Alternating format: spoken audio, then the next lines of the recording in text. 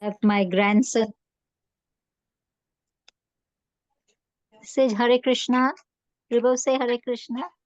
Hare Krishna. Is that your grandchild? Yeah, he's my grandson. Oh, oh, nice. So you're Thank- busy. Yeah, on Fridays he comes here. I look after him on Fridays. So Okay. Yes. Hare Krishna. okay, I think we can start. He's now very excited. Okay. Do you want to say the Mangla Charana or do you want me to say?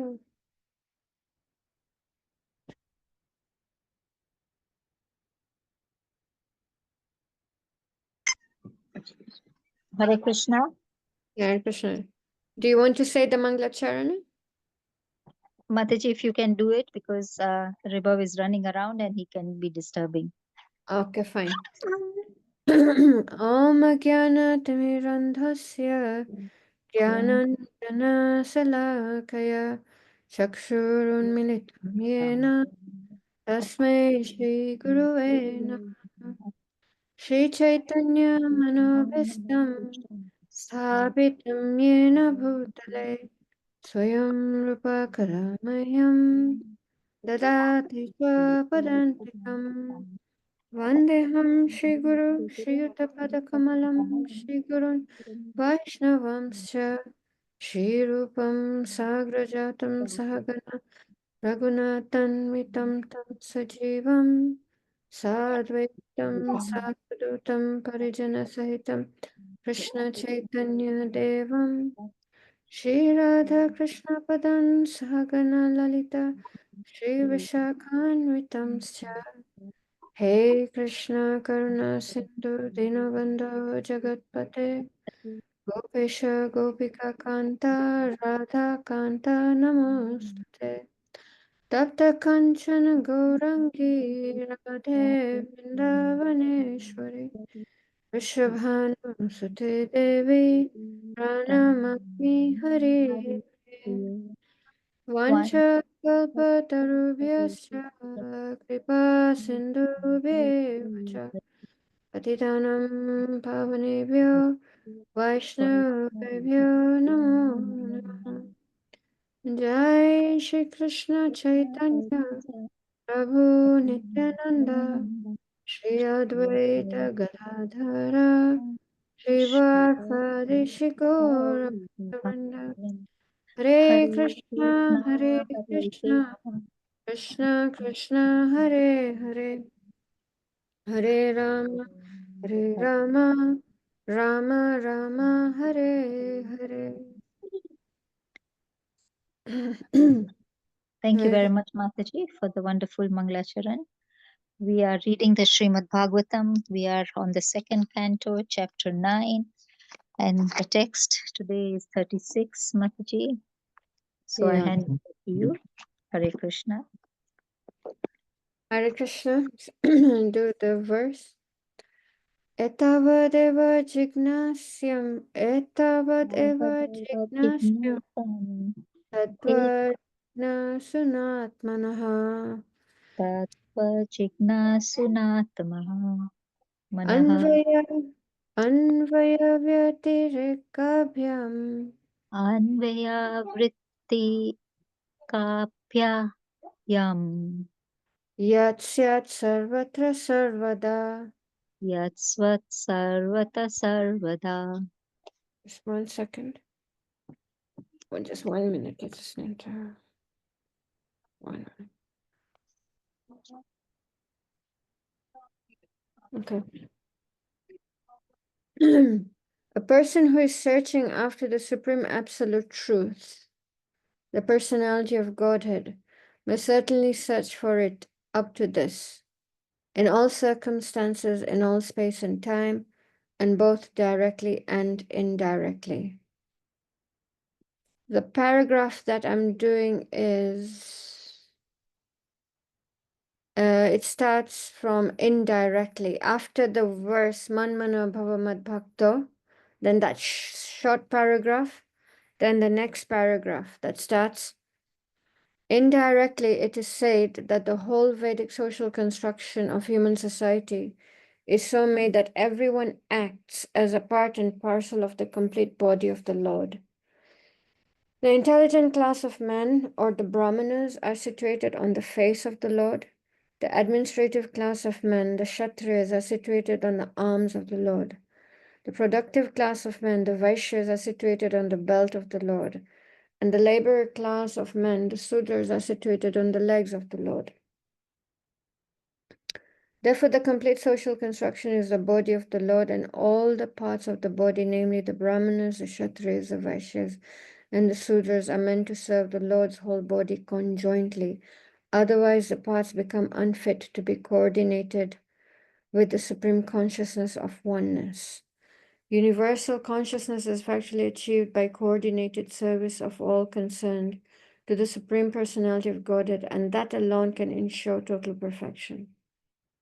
Therefore, even the great scientists, the great philosophers, the great mental speculators, the great politicians, the great industrialists, the great social reformers, etc., cannot give any relief to the restless society of the material world because they do not know the secret of success, as mentioned in this verse of the Bhagavatam, namely that one must know the mystery of Bhakti Yoga.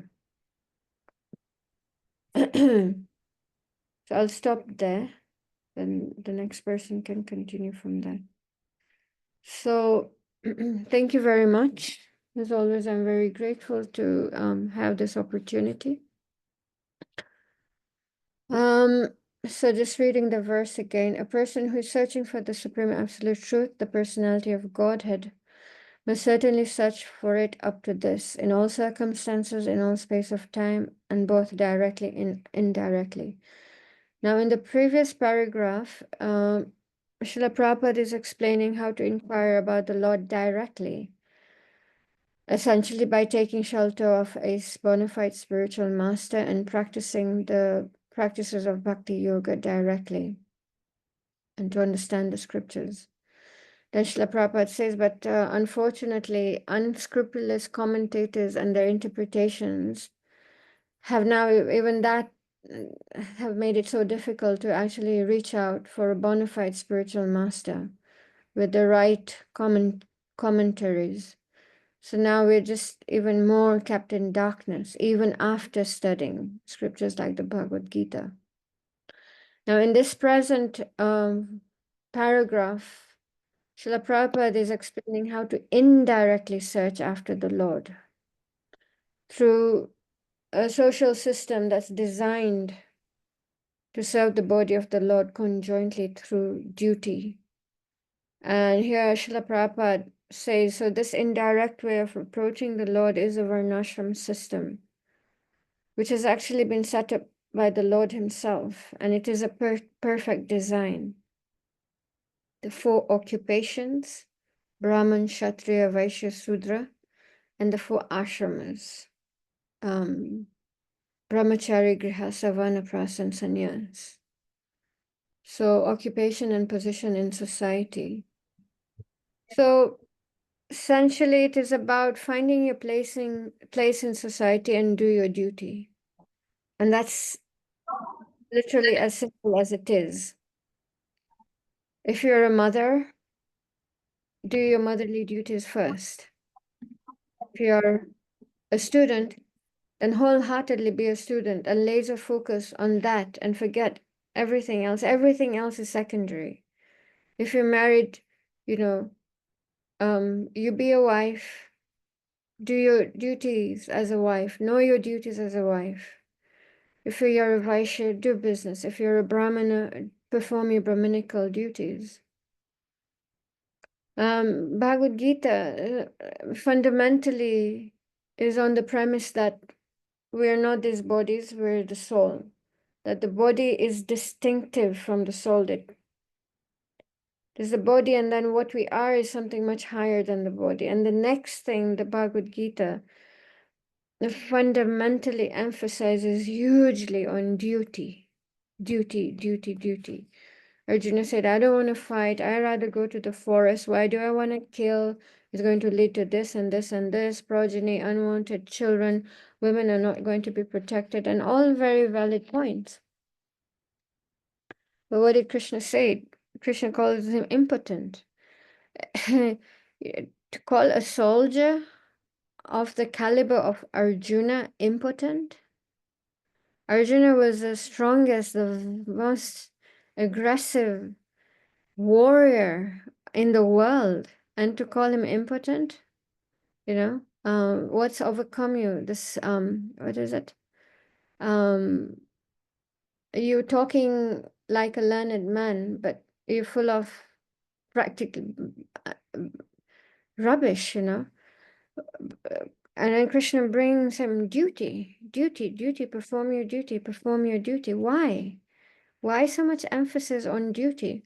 Because when you do your duty, you do not incur karma. So it becomes a very natural way, a very organic way of purifying yourself without actually even realizing that your whole life is is purifying you. That's how powerful doing your duty is. You just perform your duty. You do not incur any karma. And if you're not incurring any karma, then you're purifying yourself. And as you do your duty, you purify yourself, you accumulate a lot of pious credits, unknown pious credits, agyata sukriti. And then once you accumulate a lot of pious credit, you literally reach a platform where it becomes so easy to slide into bhakti yoga. And this actually really happens without even you consciously knowing that this is happening. This is why Krishna emphasizes so much on duty. So many verses in the Bhagavad Gita, second chapter, third chapter, fifth chapter, eighth chapter, duty, duty, duty, duty, Um, chapter 2, text 33, if you do not perform your duty, you will incur sin. Verse 38, do thou fight for the sake of fighting without considering happiness or distress, loss or gain, victory or defeat, and by so doing you shall never incur sin. So, and one example that comes to mind is my own father, if I may. My father was and I think a lot of people in that generation were all about duty. It was all about duty, it was hard work and it was duty. And he, because duty also demanded these people to be very charitable also. So when he started the farm, from the day go, he was donating flowers to the temple. And this has been, we were actually counted 30 years, 30 years. Each and every day, Shishirada Banki Bihari has worn garlands that have come from my dad's farm. But he did not do it as devotional service. He did it out of duty and out of being charitable. But see how it completely, without even him knowing, without even him understanding the depth of what he was doing, it completely brought him, straight away brought him to the level of devotional service without realizing. But because the essential part for him, it was duty. For him, it was charity. For him, it was piety. And phew, just slide into devotional service, accumulate agyata sukriti, and just like this, so easily slide into devotional service. To have done a service for 30 years, even initiated devotees, that's quite a record. That's quite a record. So this is what came to, this I thought would be a very good example to understand why Krishna emphasizes duty so much, why you do not incur karma if you do your duty, and how you accumulate so much agyata sukriti that you will actually come to a point through the mercy of the devotees Some of of the course. Lord.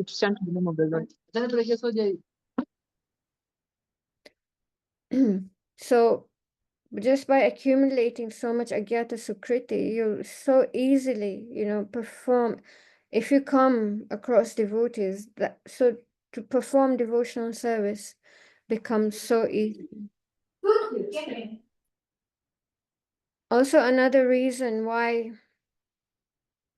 Srila Prabhupada talks about a varnashram system in this paragraph is because when you are situated, what we say in the modern terminology is when you're in your element. When you're in your element and you're doing what you're meant to do, you are part of creating a peaceful society. We said even 60% of the population of the world were in their element, doing what they're meant to be doing. Society would be peaceful.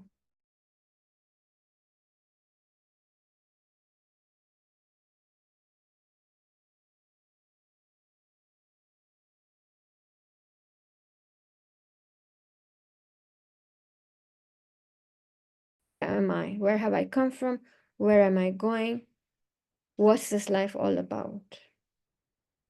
When you're so mentally disturbed, when you're not in your element, when you haven't found yourself, again, a very modern terminology, when you haven't found yourself and you get to your 30s and your 40s and you're still searching for yourself, you're still looking for yourself, where is the actual mind space to actually inquire deeply about life? You may inquire because out of distress, but to go then deeper into spiritual life becomes very difficult. So varnashram system, you grow up in a society where a lot of the times, if you were born in a Brahmin family, there's higher chances that you will become Brahminic. If you were born in a Vaishya family, there's a 90% chance that you will become a business person. Hence, before people could name their businesses such and sons, such and sons, because that was a culture. The son would take after the father. And then the grandson would take after and it went on for generations. Hence, they named businesses something, and sons, because that was a glimpse of varnashram system. If you're a Sudra, if born in a Sudra family, chances are very high that you will be a Sudra. There were the off chances that a Brahmin became a Vaishya and a Vaishya became a Sudra, but mostly. So things were set out for you from very early on. Things were just set out for you. It wasn't that at the age of 18 you were asked to leave home as parents do now, and then you have to now figure life out. And hence such a huge rate of depression and anxiety amongst the youth. At 18, how can you just stand on your own 2 feet? But the Varnashram system was all about support system. So having that support system, knowing who you are, knowing what you're going to do, it made actually life very, very simple. And then you had the mind space, the time to, okay, now what? Is there something more to life? Let's go into spirituality. So today we can already see, how 5,000 years into Kali Yuga, so much unrest in the world because of lack of training. Boys are not trained to become responsible. They have no role models to look up to. Women are not trained to be submissive and loyal. Because again, society lacks the role models from the previous generation to look up to. And the educational system is selling this false prestige for women of independence, for equality and independence. So no one actually wants to do duty anymore. Hence, there's just so much chaos in society. I was just speaking the other day to a very educated woman who, they're one of our biggest clients, and They had come from Europe to see our farm, and and we just got talking about spirituality and everything. And I was kind of like, just mentioned about, women, we are encouraged in the Vedic culture, women to be submissive and loyal, and take one step back from them. And she honestly almost fell off her chair. It was like, what? And yeah, so the whole educational system, you know, um, everything is just geared up towards independence, and Varnashram system is all about a very natural codependence. Men and women, yin and yang. You can't have two yangs and you can't have two yings. It doesn't work. But this is what society is all about today. So how is there going to be peace? Because nobody is following Varnashram anymore. So it's just so chaotic. And it's just all this chaos in society. How are you actually going to inquire about life? So yeah, peaceful society based on Varna and Ashram means that there's a very strong platform for you to stand on to take to spiritual life. It means that you are naturally already on the level of karma yoga because you're doing your duties unattached. You're charitable, you're pious. So you're already approaching karma yoga and progressing above. Varnashram system naturally means a God-centered life and a mode of goodness life, which in turn actually means a naturally happy life. So Srila Prabhupada actually said when he knew when he was very, very ill towards the end of his pastimes on this earth, he actually said only half of his work is done, and the other half was all about setting up the Varnashram system, the perfect system designed by Lord Krishna himself. And that's why Srila Prabhupada wanted so much farming communities, self-subsistent communities, organic, natural, wholesome, living in connection with nature and with respect for Mother Earth, giving back rather than exploiting the resources provided by Mother Earth. And it's all just so naturally in the Varnashram system. Another example that I can give from my own about a year ago, I had to go to the passport office to pick my passport up. And as usual, it takes hours. So I was just waiting in queue, and there was a young African boy next to me. And then we just started talking, and he asked me a question that how is it that Indians generally do so well economically? And I said, because we have a support system. And I gave him the example that after my son at 18 didn't have to leave home. Once he graduated university, he joined the family business. He already knew what he was doing, you know. I said, we still live together. My son, he comes home to hot, fresh meals. And there's a whole support system. There was my dad, there's my brothers, and it makes such a huge difference. And he was like, wow. And he goes, yeah, in most other cultures, at 18, you're asked to leave home. And even if your parents have a business or what, there's no invitation to join the business. No, you go, you sort, we've given you education, you go, you sort yourself out, So these are just little glimpses of the existence of Varnashram culture, that we can still see how it stands so strong, how it makes a person very strong, and because there's that family support system. Um, yeah. So all these examples came to mind, and so Varnashram system again. So there are still glimpses, and you can still, we don't have to necessarily have a farming community to follow Varnashram. It would be great. So wherever you are, whoever you are, figure out your propensity.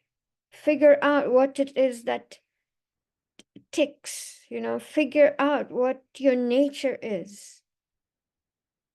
If you're a student, be a student. Focus on that.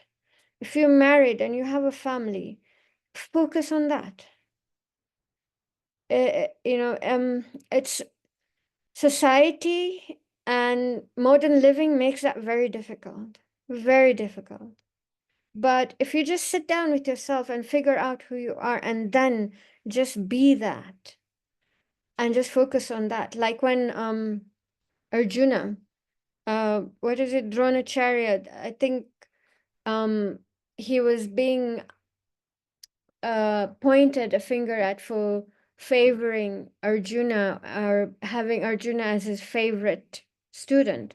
And so he did this test where there was a fish, uh, a fake fish hanging, and I think there was a pond of water, and they had to shoot the arrow of they had to shoot an arrow at the eye of the fish, looking at the reflection in the water. And all the Pandavas and the Kauravas, he asked them as they were trying, setting the arrow to shoot. And he asked each one of them, what can you see? And he was like, I can see the bird, I can see this, I can see this, I can see this. And then when he asked Arjuna, what can you see? And he said, I can see the eye of the fish. So, figure out who you are, what you're meant to be doing, what takes, and then just go for it. Just completely focus on that. And the minute you do that, first of all, there'll be so many obstacles. So many people will tell you, what are you doing? Let's go enjoy, let's do this, let's go cheat on your wife, da, da, da. Things are, especially, and things will get tough, and things will get tough, but you just laser focus on your duty. And that just makes life actually so simple and so easy. I came across this affirmation the other day that I'm entitled to happiness. And things like this are just so misleading. I am entitled to happiness, really? Where, it can be so misleading for devotees. Here's Krishna saying, don't be attached to happiness and distress, heat or cold. Don't be attached to all these dualities.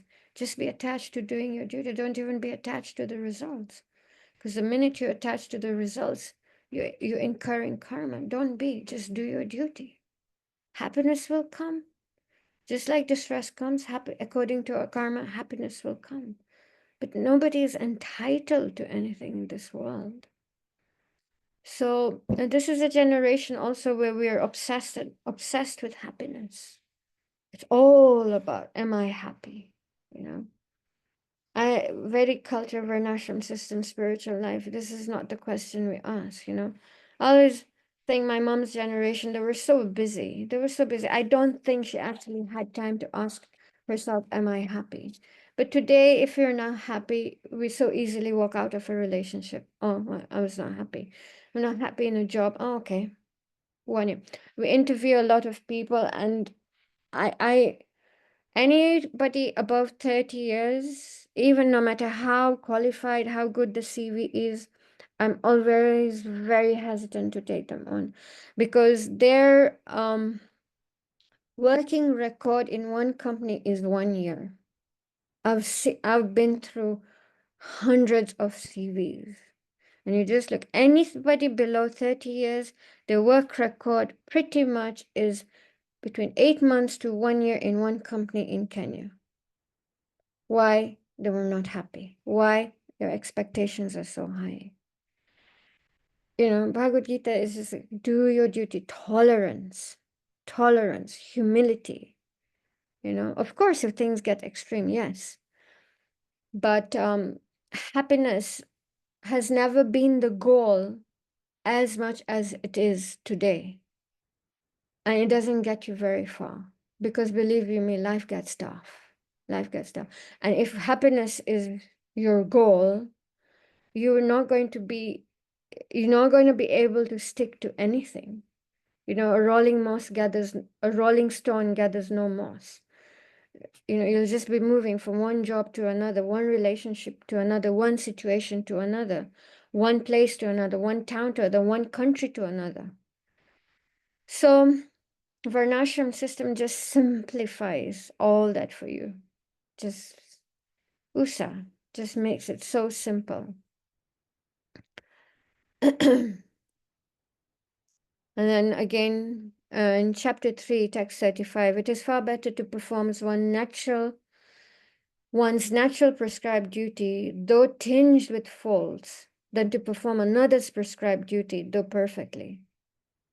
Also, this is very important. This is very important, and especially this is a very sensitive topic, especially for women. You know, we all again the rush, the pushes towards career, my profession, which is fine, which is fine, which is fine. But as a woman, and then maybe as a married woman, and then maybe as a mother, then your priorities do change. Your priorities do change. I see so many women like just it's their daughters education, education, education, and I'm always like, why don't you both education and teach them how to be homemakers? Why can't both go hand in hand? Why does it always have to be one or the other? You know, and this is where we are going so wrong. This is very sensitive, but this is a reality. We are going so wrong here. There's so much unrest in society because women have just become competitors. We think it's just all about being better than men, all about competing with men. No, it's not. They're designated roles. This is a man, he has these duties. You're a woman, you have your duties, and then you come together respectfully and peacefully. Why is it so difficult now? And it's just going to get more and more difficult unless the Sankirtan mission really spreads far and wide. And we are really able to educate the younger generation about simple things that are based on Varnashram system, designated roles, different psychophysical natures. Your natures are different. It's yin and yang. It cannot be yang and yang or yin and yin. And that's where we're going so wrong. The second part of this is now going back to the verse. In all circumstances, in all space and time, and both directly and indirectly. So, in conclusion, always, no matter what situation we are in, and we all get into situations, very tough situations, tragic situations, sad situations, painful situations, very hurtful situations. But if we can, in any circumstance, just ask, okay, Krishna, this is really tough, but how can I serve you in this situation? Because when we are suffering, we will always look for a solution. Because the nature of the mind is the mind's function is to take us away from pain and suffering. So whenever we are suffering, whenever we are in pain, we will naturally look for a solution. Now, if you're looking for a material solution, and we've all experienced this, it will be okay for some time, and then that solution will be followed by another problem. And then we'll go and try and solve that problem by another material solution. And because of that, another material problem will creep up. And it's just going on and on and on and on. But instead, we can just step back, detach ourselves and just say, okay, this is a really tough situation, or I'm in a very happy place. So my Lord, how can I serve you?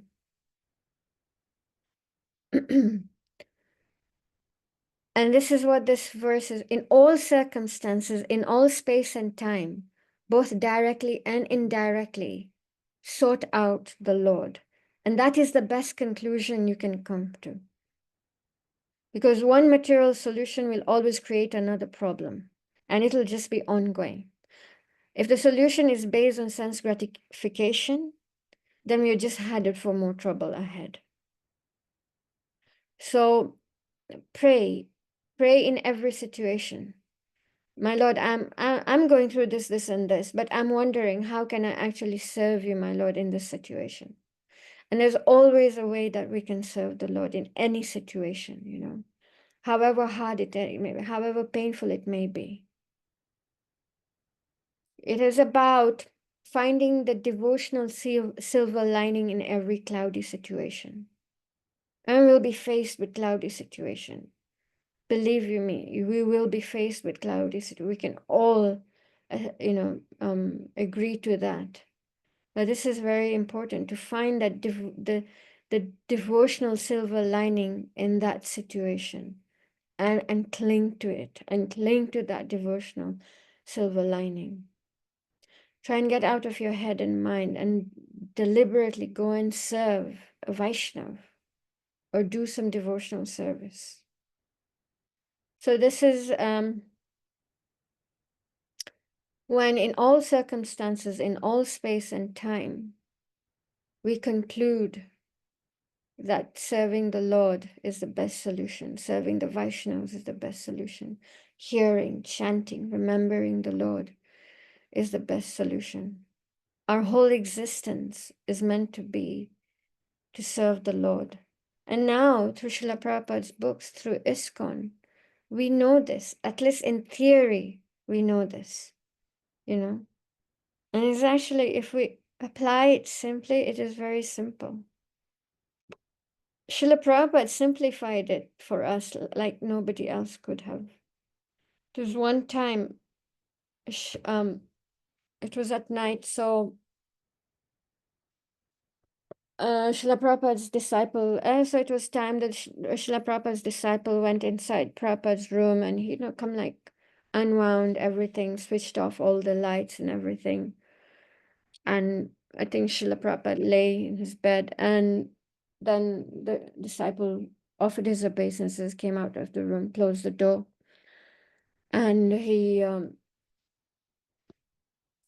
was going towards his room. And then from the window of his room, he, after a few minutes itself, he saw that Srila Prabhupada's room lights were on again.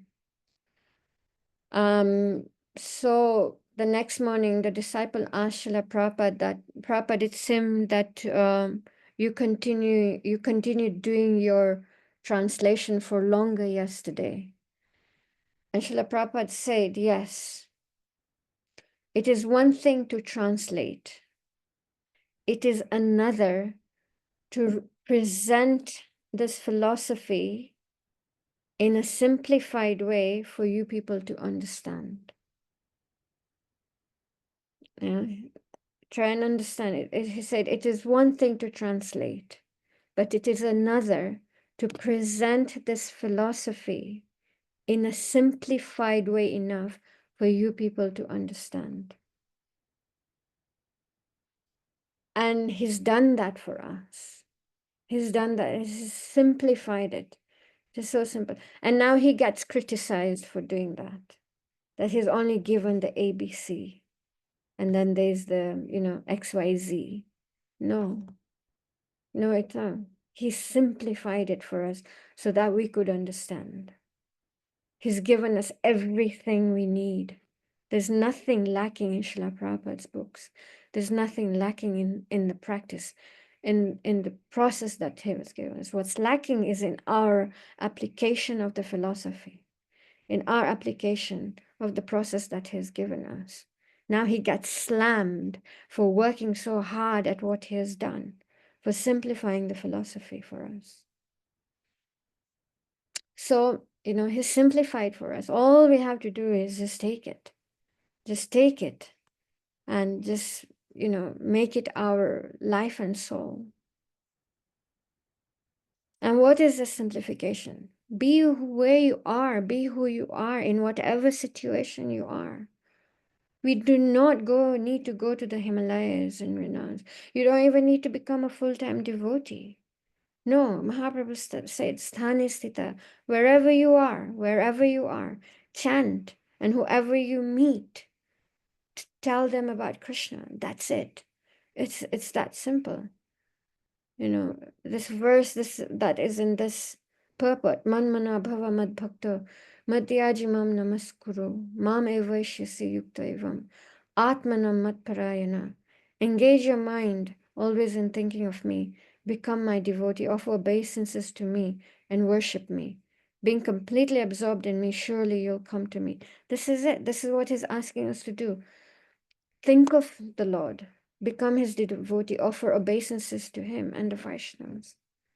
You know, yat karosi, yat ashnasi, yat juhosi dadasi, yat tapashyasi konteya, yat kuru shwamad arpanam.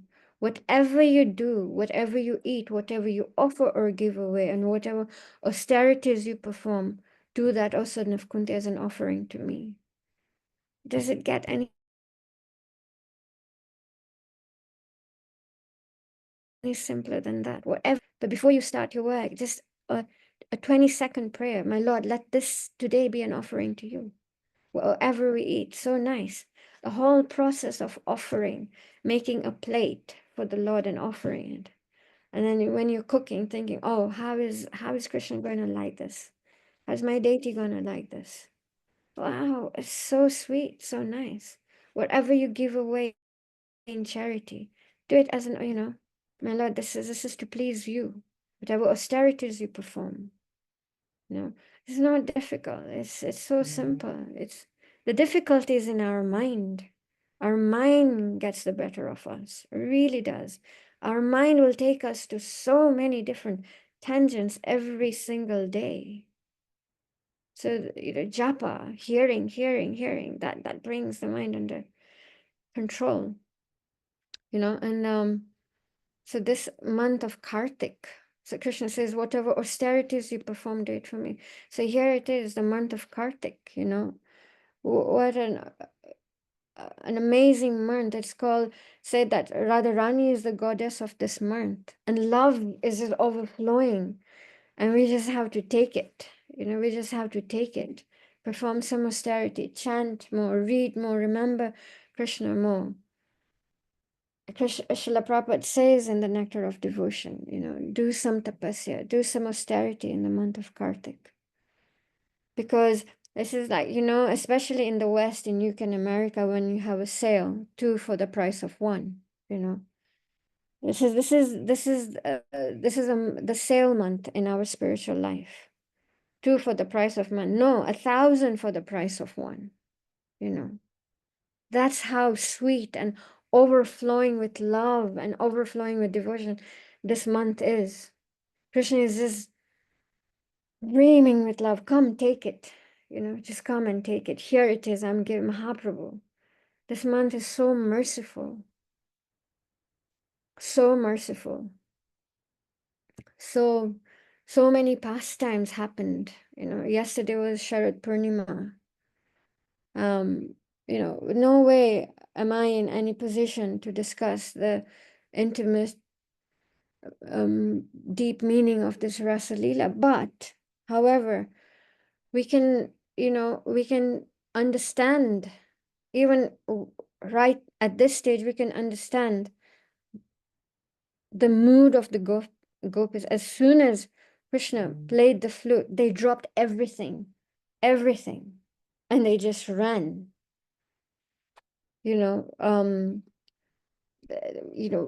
They undressed top half at the bottom half. The bottom half had the top half, kajal only in one eye, and ran.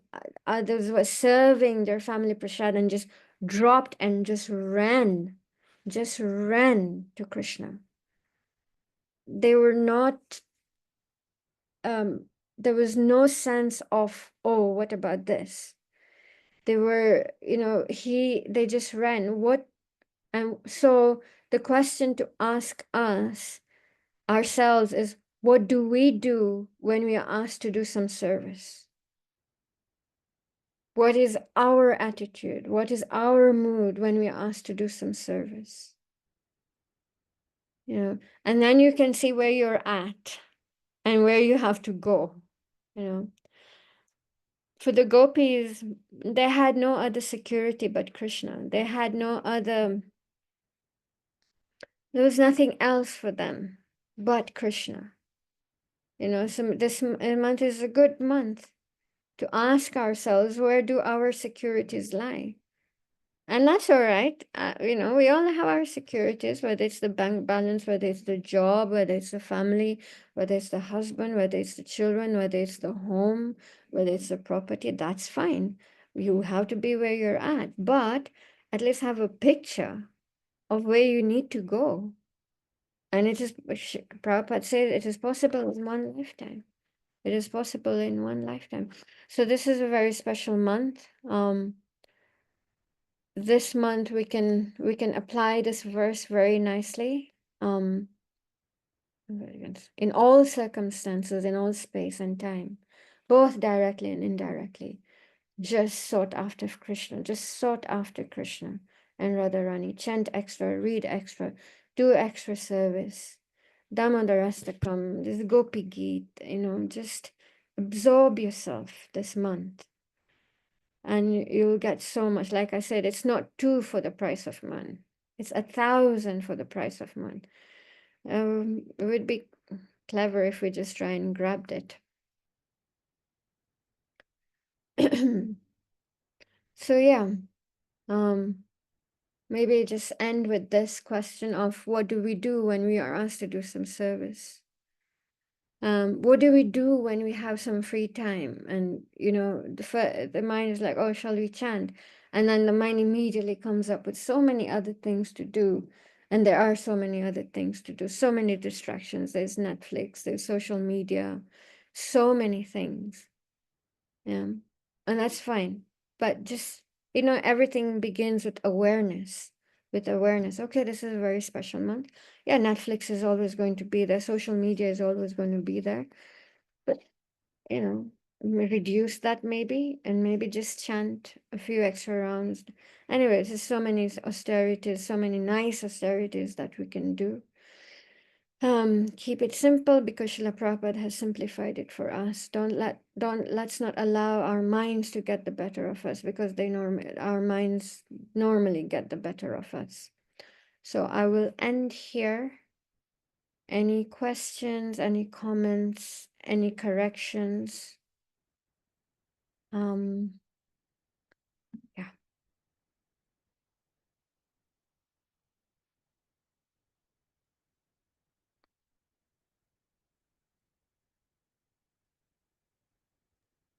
Hare Krishna Mataji. Hare Krishna. Is there, I can hardly hear. Oh, that's better. Can you hear me? Yes, I can. Yes, yeah. I can. Is somebody talking? Because I couldn't hear you. I hope I'm not You're fine. interrupting. You're fine. About doing what performance is a matter of duty. Does it not count? I mean, if you are, because it is a kind of dedication, isn't it? Yeah. And maybe faith. Yeah. Yeah. So how would you count what your father's performance was like? Meaning? Well, I just wondered, was it a bad thing? Did he know about Krishna consciousness? A little bit. A little bit.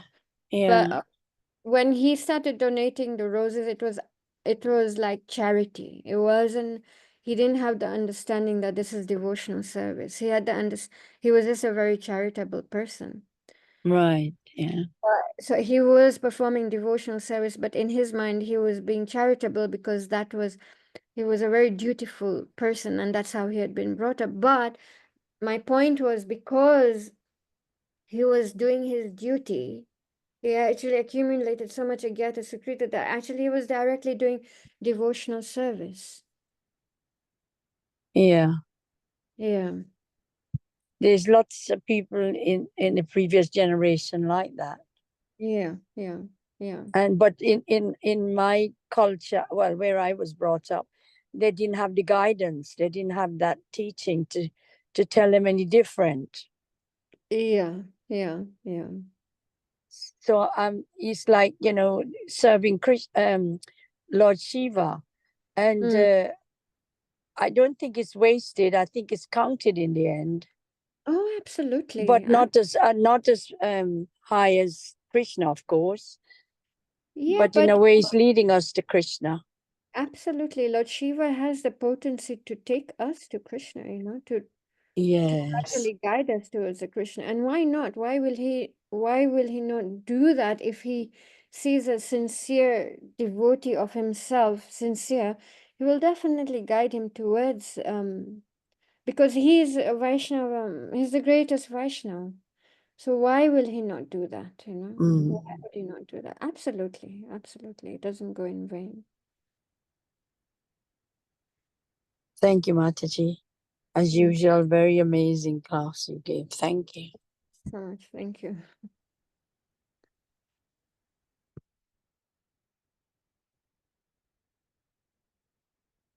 Any other questions? Any other comments? Any other corrections? Some points were a bit sensitive. I was a bit like, I don't know, I should bring this up or not, but I feel they were just important points. Yeah. So I hope I haven't offended anybody.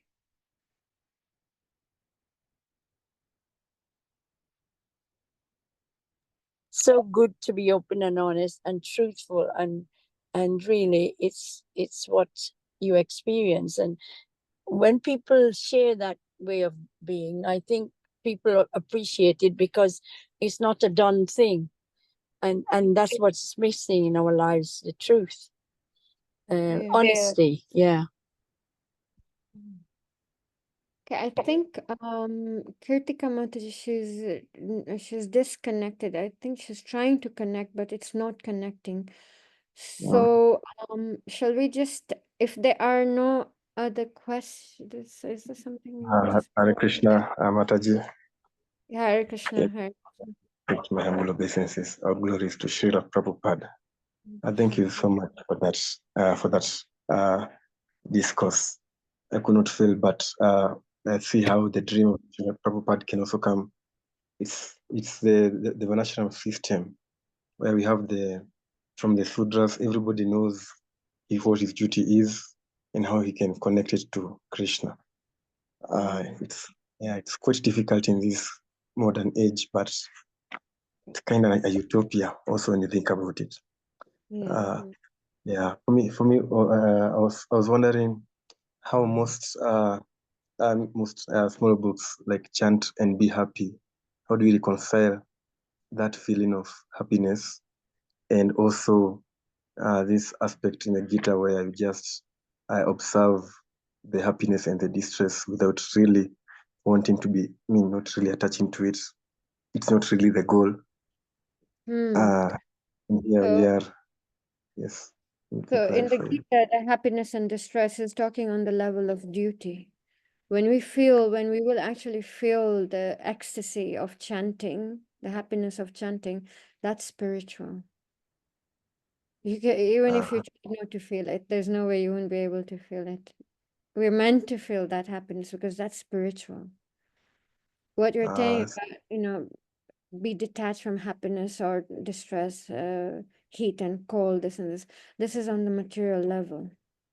When we're doing our duty, in performing your duty, like we all can say, it's not easy. It's not easy. Just waking up every day, every single day, and duty, it's not easy. So at that point, then that kind of detachment is required. Like I absolutely don't want to go to work today, blah, blah, blah. But okay, you detach yourself, you go to work, you do your best. But spiritual happiness is transcendental.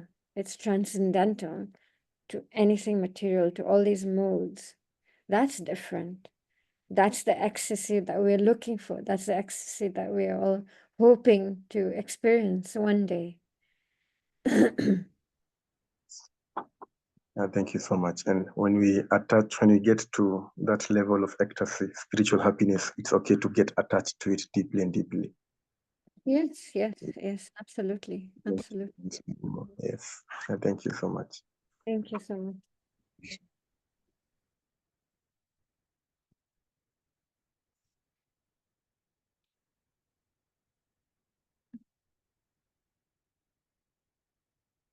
Okay, so I think we can thank you, Madhurupa Devidas. Thank you so much for your appreciation, and thank you all for joining the class. I'm humbled. Thank you very much. And shall we just end with the Maha Mantra? Yes. Thank you. Hare Krishna, Hare Hare Krishna, Hare Krishna, Krishna, Hare Krishna Hare, Krishna, Hare Hare Hare, Rama, Hare Hare Ram, Rama, Hare Ram, Ram Rama Ram, Rama, Hare Hare Hare. Vanchakalpatra वाञ्छाकल्पतरुभ्यश्च कृपा सिन्धुभ्य एव च पतितानां पतितानां पावनेभ्यो पावनेभ्यो वैष्णवेभ्यो नमो वैष्णवेभ्यो नमः। नमो नमः। Srila Prabhupada ki jai. जय Grace Ashwariya-lila Mataji ki jai. जय Hare Thank Krishna. Granth Raj Srimad Bhagavatam हरे ki कृष्णा जय you. Thank you, Mataji. Thank you. Hare Thank Krishna. you. Hare Thank you, Mataji.